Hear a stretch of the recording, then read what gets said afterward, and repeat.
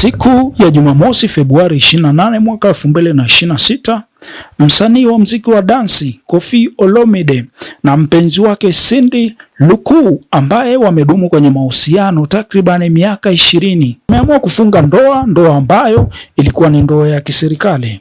Ndoa hii Koffi ameifunga akiwa na takribani umri wa miaka 69.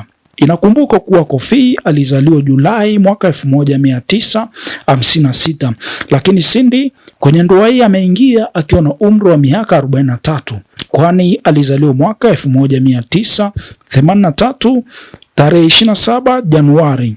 Koffi amefanya vizuri kwa nyimbo mbalimbali ikiwemo Selfie, Loi, Ngwasuma, Julia. Ndoa hii imefurahisha watu wengi sana kwenye mitandao ya kijamii. Ukitembelea peji zilizoposti picha pamoja na video ikionyesha tukio hili, watu wamekuwa na mtazamo chanya. Lakini watu hao wamedumu kwenye mahusiano kwa miaka 20. Baada ya hapo ndio wameamua kufunga ndoa. Ndoa hii ambayo imefungwa baada ya watu kudumu kwenye mahusiano kwa takribani miaka 20 ni moja ya mjadala mzito ambao pia umetokea katika mitandao ya kijamii.